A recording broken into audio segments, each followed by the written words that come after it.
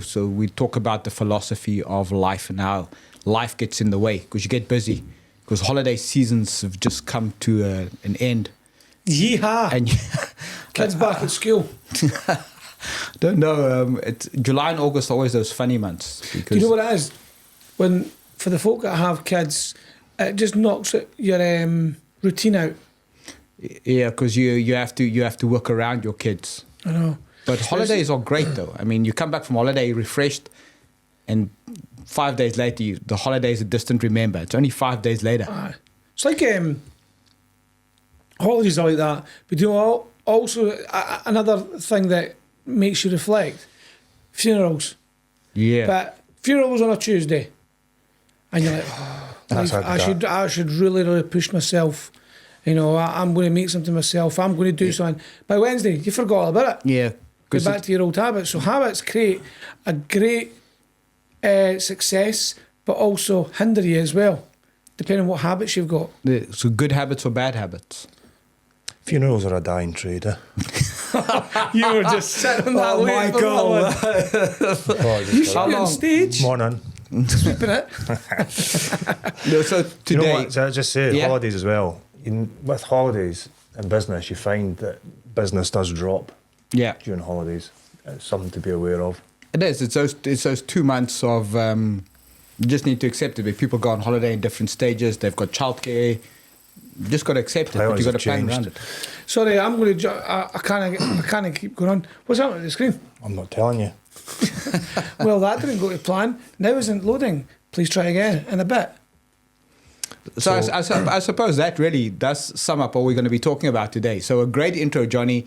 That was off the cuff, excellent, but I think it was well rehearsed. Wow. Do you see how well that didn't go to plan? Now isn't loading.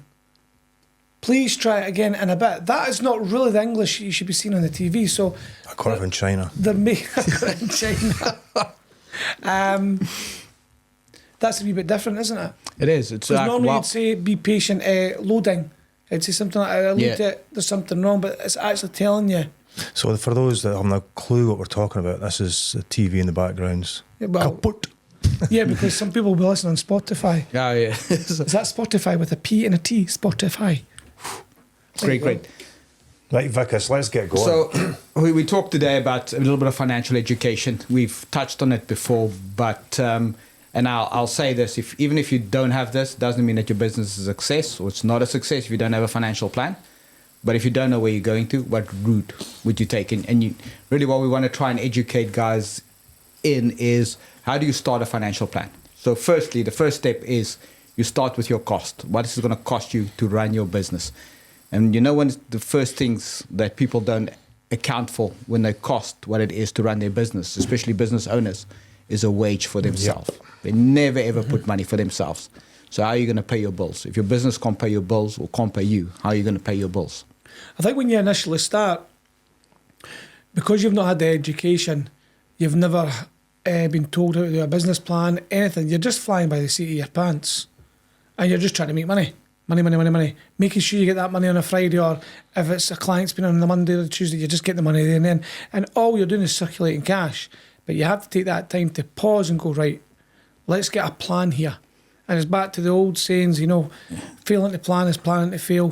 Do you know who said that? Me. You did Is there anybody else in the room? I heard them. but it was originally Benjamin Franklin. Who's that? Yeah, he's on the $100 bill. It was Ben Franklin. He said, if you're failing to plan, you're planning to fail. And again, it's not something that you do automatically, but costs are things like what's your telephone going to cost you? Do you need a telephone? Do you need an office? What's your office going to cost you? All the costs that is required to run your business on a monthly basis, because you're going to have some monthly expenditure and some annual expenses. And that might be £1,000, it might be £3,000. And you go, okay, well, it's going to cost me £3,000 to run this business. How much money do I need to make to cover that £3,000? If you're manufacturing something, or if you're buying in product, you need to cost that in as well into your costing, pricing strategy. I think it's scary for people. And I'm saying that because I think it was back in the day, I didn't like dealing with the numbers because you didn't want to get it wrong. There's a fear of getting it wrong and going, oh, no. But I think it's because a lot of people enjoy what they do, But when they come to the uncomfortable conversations about money, and then they realise, oh shit, I'm not actually making anything, it puts them into a corner. If that makes sense, I think that's the reality of it. I think generally you're either good at numbers or you're not. It's like you're good at math or you're not. Mm-hmm. It's like people gravitate to natural things. But I will say to you, this is your business. You need to know your numbers, not your accountant. It's not his business. Because you come to your accountant at the end of the year and you go, here's all my sales, here's all my receipts, whatever that may mean. And he looks at it and he goes, okay, you've made a loss or a profit. You don't know. And if you've made a profit, you might have to pay tax. Have you provided for that? That's why it's your numbers. And investing in a good accounting system like Xero if you're listening, come on board. But investing in a good accounting system, what it means for you right from day one is important. Because whether you like it or not, HMRC is driving Making Tax Digital. It's going to become law in April 2026. So all businesses need to have an accounting system of some shape, format to do that. So getting that right is going to be important. I think even starting off, like you can easily just go through your monthly banking statements, which now everything's online. It's much easier now. So if you can go through that and just even on a spreadsheet, check all the things, because you can download a file, CSV file, and go through it all and just look at your outgoings and tally that up. Excuse me. And then what's the income you've had then? Then you've got a simple and how much have you profit and paid loss. your suppliers? Yep, and that's a basic profit and loss. And then you know, am I either making money? And then you need to do one or two things. Is you either need to increase your sales, which is a good topic for the future, or you need to reduce your costs. But you need to have a financial plan. You do need a financial plan, because else how do you know when you get to that final destination? How do you know what good enough looks like? Another way is to look upon on the emotional level of it is how does it feel when you know that you've got money and you understand all your turnover, your profit, your net, your gross. When you actually get at the end of the month, you go, I know exactly how much I've made. And that's when you've got that planning forward. You know what target you've got. So you know exactly how many customers, who's your best client, how much they're making you every day or every client that you're getting in, how much profit. You need to do it at some point because it's the growth. Unless you're just going to be stagnant doing the exact same thing day after day. Do you want to know why forecasts are really, really important? If you had to take a guess, why are forecasts really, really important in a business? Why do large organizations spend... There's a science behind it, make no mistake, and we'll get into it when we speak to our accountant. But why do you think large organizations, why do you think forecasting is really, really important? You kind of need to see the future a bit, even if some of it's a little bit of a guesswork. You know, your projections are letting you see how the business is potentially going to go. And then if you're looking to bring in staff or there's other things that you're looking to do to grow your business, it's going to have costs attached to that. And if you can put that into your forecast, it lets you see where you are and if you can afford things or when you'll be able to afford things. It's the environment. The environment's always changing. So you know when I come to buy your business, okay, I want to look at what you did in the past, but that's not what I'm buying. I'm buying your future profits. If you have a set of forecasted numbers and you say in 2024, I forecasted to do X, I did Y, and these are the reasons why, it gives any buyer a lot more confidence that you know what's happening in your business. Mm-hmm. Whereas if they go, do you have any forecast? And you go, no. They go, okay, that's fine. And all they do is a half your selling price straight away because they think this is a risk. So knowing your numbers is key, whether you like it or not. But they don't teach us that at school. It's like changing a tire, changing a light bulb, the basic skills. They don't teach us about numbers. And you're right, Johnny, we are scared of numbers because we banter around things like operating profit and gross profit and EBITDA. We don't understand what it means. Turnover, gross margin, we don't understand what it means. Yeah. So here's a question then. If you're just starting up, you've got no real traction, any records of what you're doing, what's your advice to somebody there then? So I would, my first port of call would be start with what's it going to cost to run. What's the cost? It's going to be your salary, your fuel, coffees, because you're going to have to meet a lot of people, drink a lot of coffees. Put all those costs down, what you think it's going to be in a month. Just keep a record because you need to look at it over sort of a quarterly period. That would be step number one. So you get an idea of what your cost base is.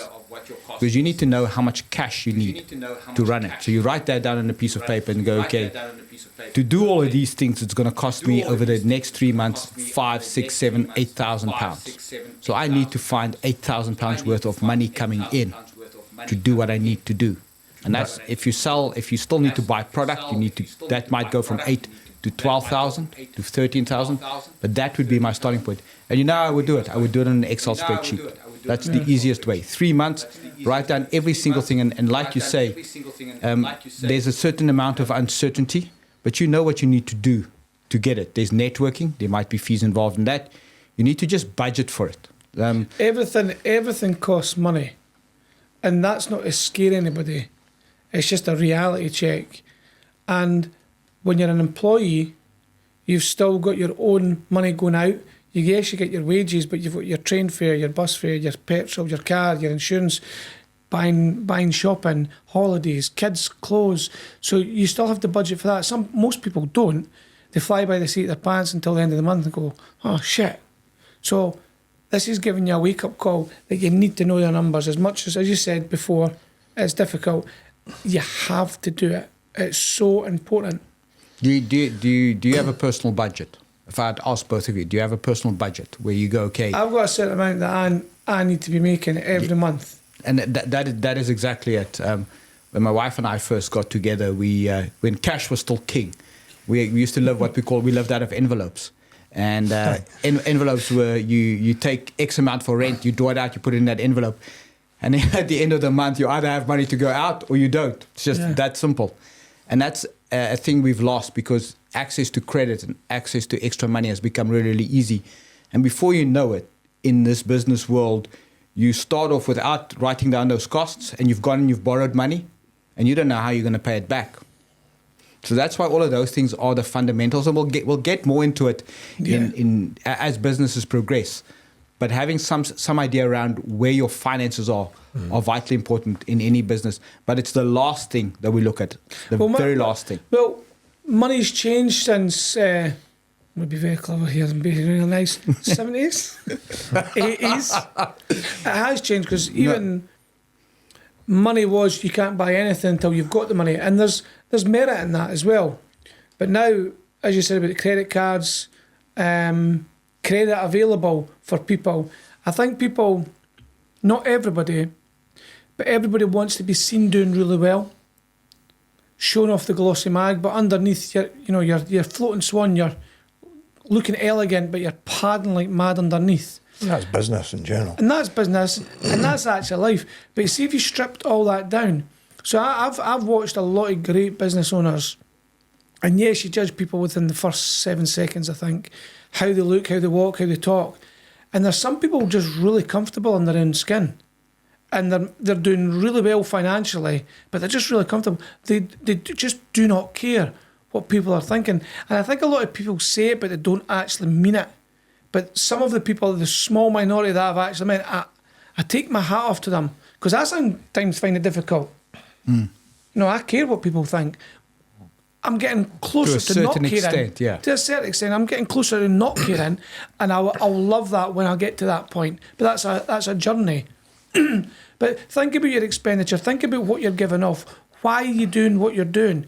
Why are you spending money on X, Y, and Z? Is it the wife, is your husband that's forcing you to do that, living a lifestyle that you don't actually need? Do you need the 2 cars, the 3 cars, the fancy holiday? When you're starting in business, you need to really strip everything, go back to basics and start and build it up. And you can go backwards as well. When you realise that you're spending $4.99 on something you don't really need, you got missold something, cut it out. It's a similar concept. If you spend £3.20 on a coffee every morning at Starbucks for 5 days a week, you're spending 15 quid. Over the course of a month, you've spent £60. When you start your business, you go, do I need that £60? Maybe not. Because it goes down to where's the money going to come from to start your business. And very often when you're growing your business, if you don't have that financial forecast, you need to employ somebody. Where's that money going to come from? Where's it going to come from if you don't know? So what we do is we hope for the best. We go and employ somebody.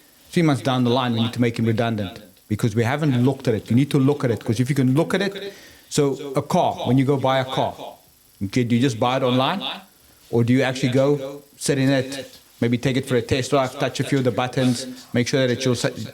I don't know. It's different for different people. I have to go and see it. Yeah, so I have to see it. I have to sit in it. There's certain things that I like, certain things I don't like. But even in a lot of businesses that I talk to, and this is where if you come from a corporate sort of environment, they teach you. The numbers make sense. It tells your story about your business, good or bad. And it's your business. You need to get on top of your numbers. So it's not going to dive down the rabbit hole, but we are going to do a session with our accountant on financial education, where we're going to be talking to you about the science in creating a forecast, because there is a science behind it. Apple won't spend billions because they work out how many sell. So just a little bit of insight. They have an estimate of how many mobile phones they're going to sell at an estimated value, and that'll give them one revenue stream.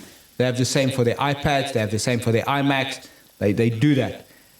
The reason why they do that is because they're a publicly listed company, and analysts would have analyzed their data and say, we expect Apple to do X, Y, and Z. Mm-hmm. And then they would add on something called an inflationary increase, because everything increases in price. I mean, Apple used to do $999 for a phone, and then it would translate into £799. Now they've done away with it. It's $999, £999, €999. Pricing parity. But they do that for a reason. So you need to do that for your business as well. We'll talk about costs. What is operating costs? What's cost of sales? What's gross profit? What's markup? What's the difference between the two? What does net margin mean? What does EBITDA mean? Why is that important? Ultimately, it's to help you create a picture in your business that this is the money that I could make out of my business in time to come. And especially if your business is going to be your pension. If you're going to sell your business, you need to start with the end in mind. I want to sell it now. So have your forecast ready. So when a prospective buyer comes at the door and you go, well, in 2024, I thought I'd do 100,000, I did 120 because I found 5 new customers. That shows me that you know your numbers. That's another one to allude to pensions. Absolutely. When do you start thinking, and that, well, here we go. When do you guys start thinking about pension, or have you already done that? Already done it. I've already done it.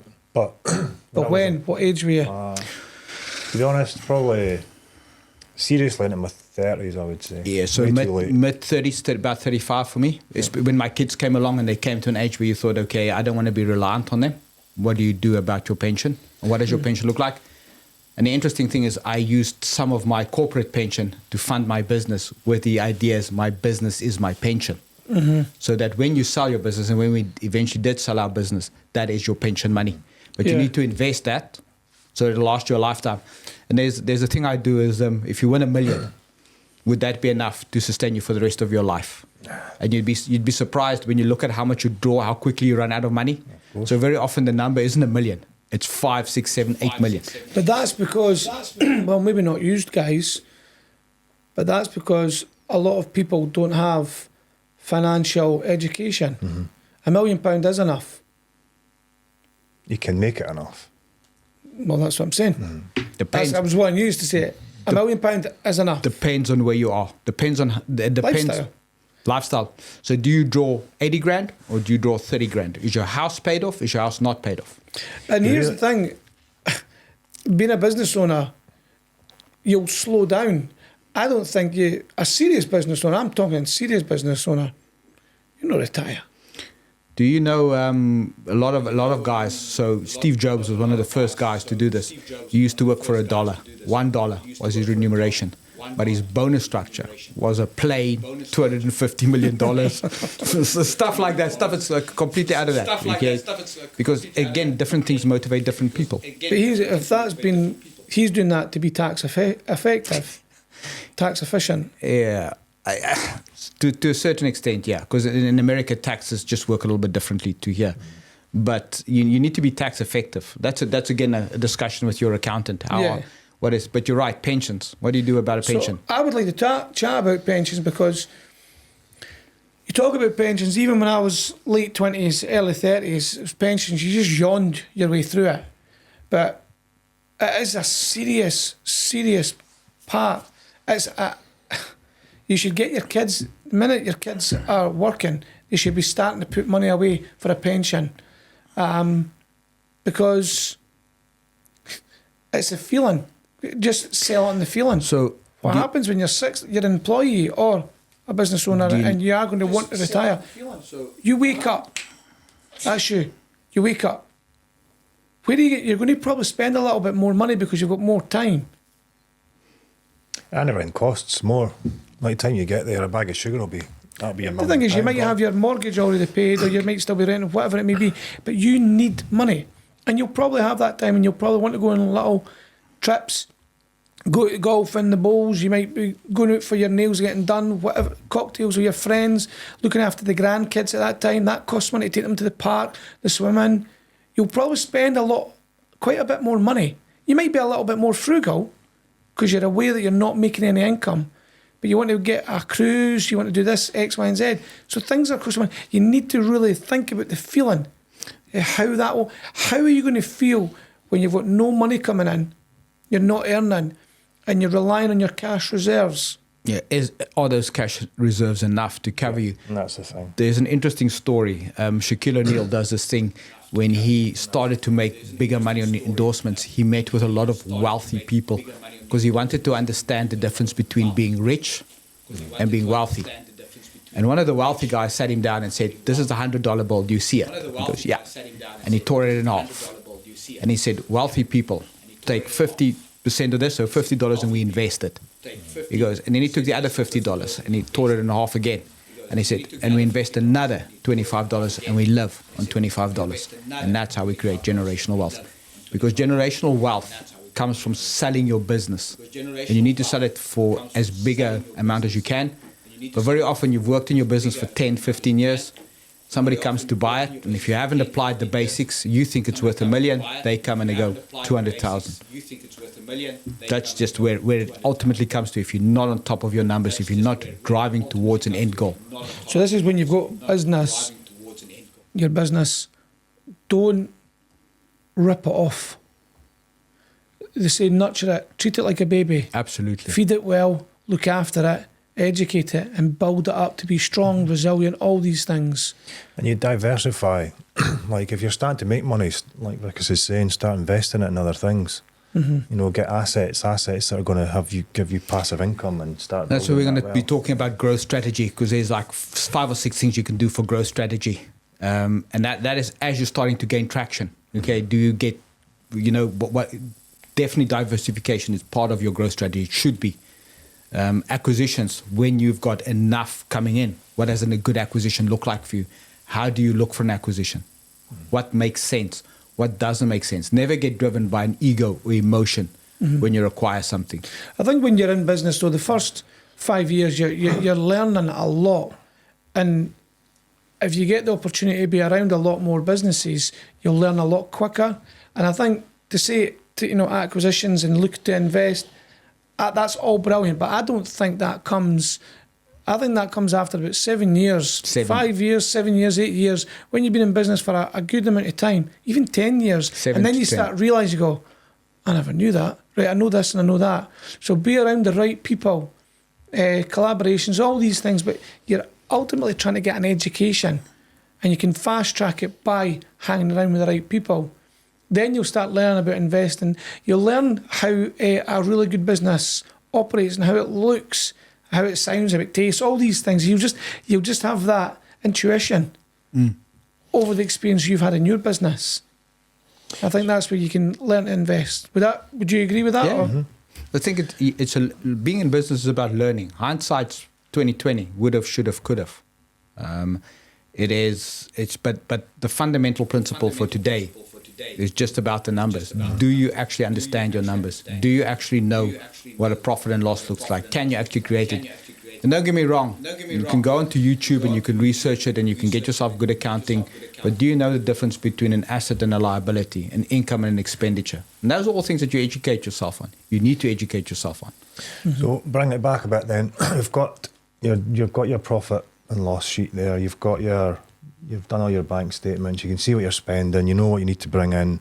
The actual forecasting, if you're just starting off, it's a bit of guesswork. What's the advice? Because when I done the lighting one way back in the day, My projections were amazing. The reality, once I got there, was nowhere near it. It probably took me 2 years to get the first 6 months of my projections. always half your, so whatever you project, always half that and then half it again, and then your projection is right. Because your projection, you're right, is guesswork. Your costs to run are pretty stable. Yeah. Okay, they're not going to change that much.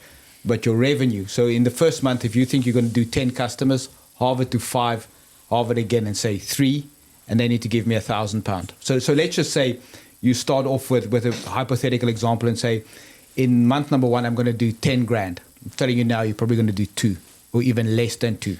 Okay. So the science behind it is number of customers, what you want to sell to the customers, how much they're going to, and when they're going to pay you. So you need to look at that. How many customers do I need to go to?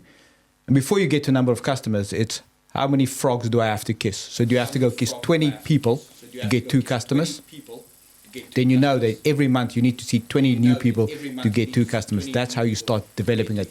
We'll work about it in a science. So when you put your projections together, you always do the best case scenario. So you have 3. You have the good, the bad, and the ugly. The good is your best case. I'm going to do 20 grand a month. That's what the good looks like. The bad is you half the good. That's the bad. And that'll probably give you an idea of about break-even point, how much you need to do. And then there's the ugly, which is the reality. That's half of the bad. And there you run at a loss and you have to put money into your business. Then it forces you to really look at your business and go, shit, where do I go to? But now you've got 3 options in front of you. And you can see where you... And very quickly, you just do it for 12 months, no longer. 12 months. And you break it down into 4 quarters, 90-day sprints. And we look at it from there. And very quickly, you'll see what you need to do. Do you need to cut costs? You need to increase revenue. And revenue is just all about activity. I think another important part of that is, in that whole process, is the invoicing. It's all right getting all that business in, but if you're not good at chasing the money coming in, you could have made £10,000 that month, but only two people 2,000 paid pay. So that's where cash flow comes into play. Knowing cash in, cash out. What's your terms to your clients? Can you get them to pay you quicker? What do you look at? Well, this is one of them, because when I seen the email, somebody emailed in and asked the question, how do I get money off my client when they were a bit nervous and they've done the job, they've done it all well, they believe they have, but they're getting, as I call it, defeated on the phone. They're not picking up. How do they go around that? I'm just a bit nervous about asking for money. And for us, it sounds ridiculous because you've just done a job, but back in the day, you were always sensitive about asking for money, even though you needed money to get paid. So that was one of the questions that I read on the email. What's your answer to that? I want to say to you, I think it's a real fear for people to ask for money, to ask for payment. It's a real fear. So when you do whatever you do, okay, I think a lot of people worry about, did the client see the value or not? So that depends on how you approach them. Do you say, look, I want 50% upfront, 50% on completion? Or do you just put all your eggs in one basket and say 100% on completion? You need to trust your clients. But a lot of people, when they fall into difficult times, they'll just go, you know what, I owe him £100 or 2, he can wait. Mm-hmm. It's your business, you can't wait. You need to be stronger. It's not a bad thing, but say, listen, I've done the job. When can I expect payment? And if your clients are experiencing cash flow difficulties, work with them. Say to him, look, I've done the job. Is it possible that you pay me £100 this week, £100? Work out a payment plan.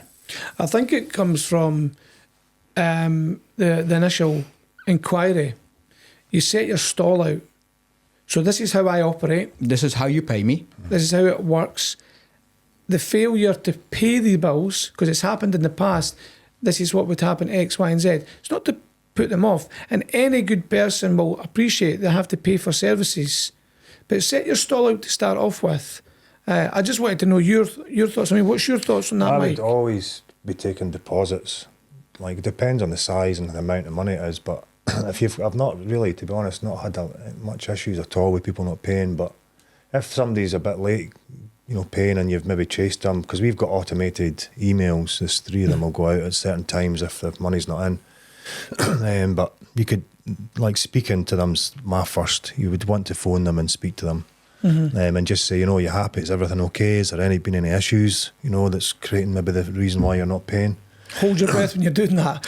Aye. I mean, obviously. If there is, they might not be paying you because they feel there's an issue. Yeah. And they're too scared to come and speak to you about it. So, and if it is a depend like construction project, whatever's, go round. You know, we've always got a wee walk round at the end of jobs just to make sure everything is all right. So there's not really that cause for them to be unhappy not to pay a bill. But I think communication is an absolute must there. And I know it's difficult if they're not picking up the phone. Yeah. But that's where you could even just not nip round, you know, and just have a chat, because it's important. The money needs to get paid, and if you're ever in an unfortunate position where that you're not going to get paid, because, you know, as much as there's rogue kind of trades out there, there's rogue clients that are just 100%. Out to sting you, and it's unfortunate if you get caught with one. But I mean, that can really push you over the edge as far as your cash flow goes. But yeah, I would say communication. Just find out, and like Wicus says, if there is an issue there with their cash flow, what can we do to help that, and just yeah. you know, make sure the money does come in at some point. It's the end goal. I need to get my rin tin in. Yeah. That's ultimate. That's what you're there, and you have to make the money. But it's so interesting. You know, you talk about the profit and loss, you talk about your cash flow, your projections, your forecast. It can sometimes sound dull. It's boring though. But that's where the meat is. That's what it's all about. That's what it's all about. And sales and marketing sounds sexy and glamorous, but at the end of the day, you can do all of that. But ultimately, money talks, and you have to know your numbers. That'll be the nucleus of your business, would be your numbers. All the other things are nice, and it's all the nice and sexy stuff that we talk about, marketing and people and operations. Numbers, that's that stepchild that sits in the corner. It's important, okay? It is important, but it sits in the corner and then goes, hey, I'm still here. Please pay me some attention. Do you know, when you were an employee many, many years ago, and I like to do this now and again, I think it's good and bad, but if every member of your team knows how much they cost every week or every month, do you think you'll then start seeing the attitudes differently, basically the attitudes become different in your business with your team when they know that they're costing the business, say, £1,100 a week or four or 5 grand a month? If they knew what figure was in their head, some people would quash and get a bit vulnerable with that and sensitive, but you might find the strongest ones actually go, I'll make that work. Because nothing's ever secure, no job's secure nowadays. Absolutely. What's your thoughts on that? I have honest thoughts on that. So when you have employees, I think they look at the business owner, and depending on what you do and where you spend your money, they go, oh, this is quite a big job. He's making a fortune, and he's only paying me X. Yeah. You get a certain percentage of employees are there. But there's a reason why people are employees. Okay, there's a reason, because firstly, they might not necessarily have the appetite to risk. Secondly, they might not care. Thirdly, this might all be what they want to do. I think it's when you're in business, you need to know which team members you can do that with and which team members you can't do it with, because very quickly money becomes a sticking point. They go, well, if he's doing this big job and he's making 5 grand, he's only paying me 500.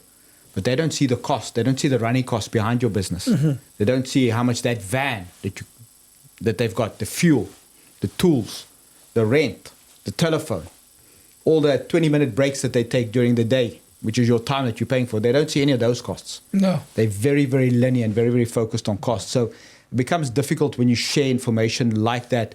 So, you know, large organizations don't necessarily share the turnover number. They know the end goal, but they will share something like, we've got 50 new customers, we're aiming to get 60. And people get behind those intangible numbers a little bit better, trying to take them away from, because people are, and especially now, people are looking towards pound and pence. They want to get paid more, but they still want to do the same amount of work. And this is what I'm kind of alluding to that. Yeah. Everybody wants to get money, make money, of course they do, and there's nothing wrong with that. But there is a severe problem with the lack of understanding in any organisation that you're working, whether it be in a baker's, a letting agents, coaching, construction.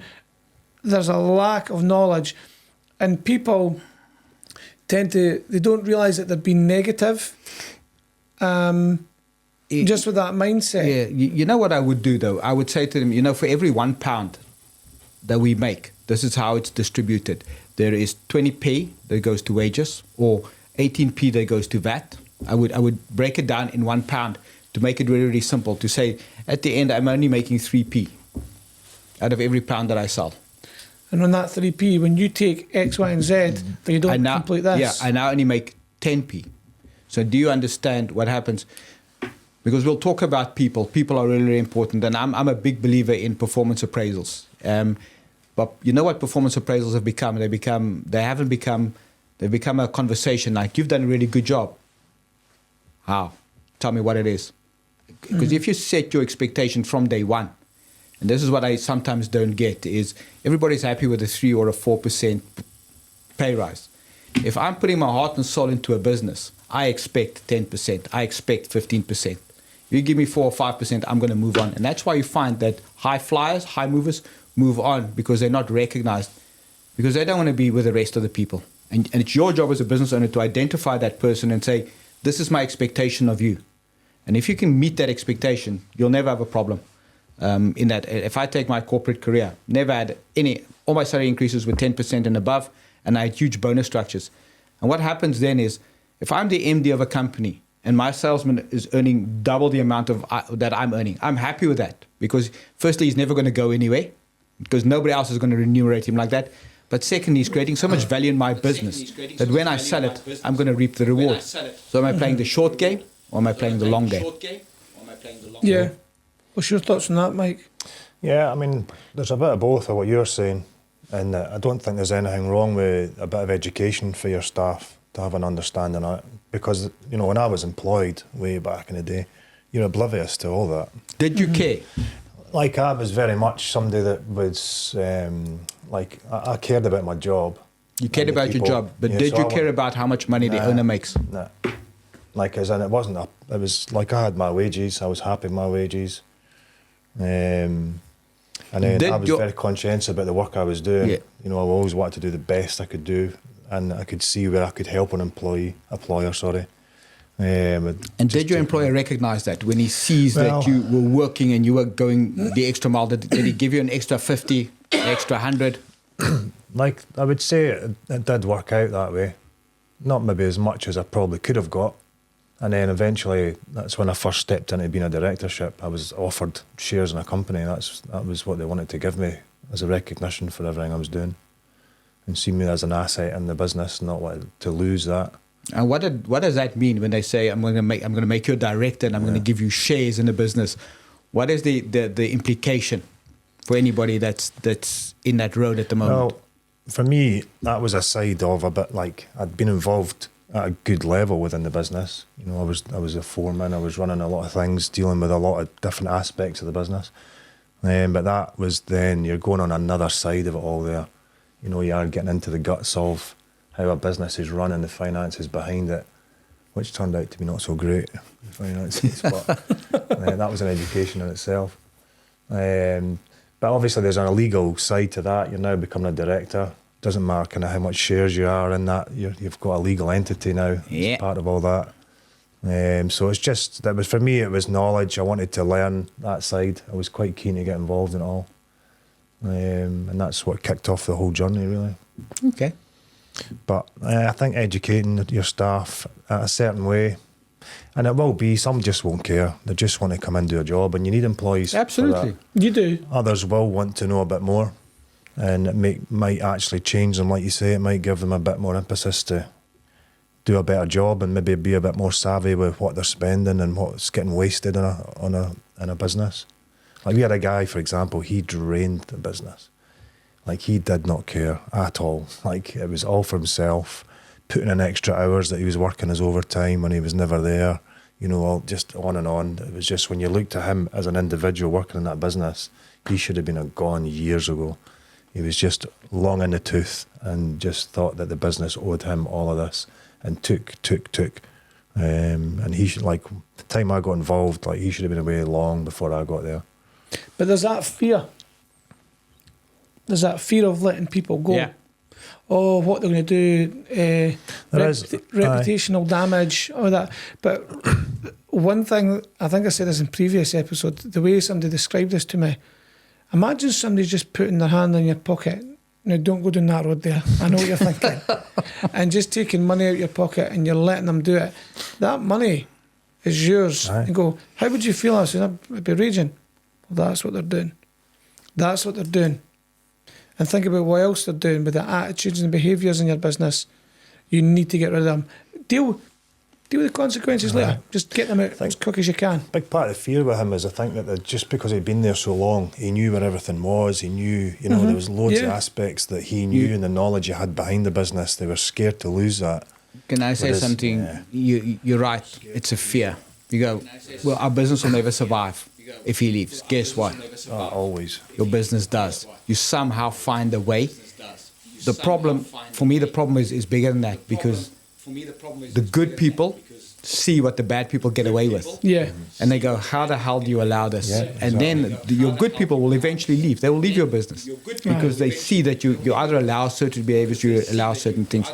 So you're right, Michael. It's a difficult decision. I never say it's an easy decision. But being in business is difficult. You need to make business decisions, not emotional decisions. Business decisions. What you need to do is shape your world before somebody else does. There we go. Well done. I like that. On to the next one.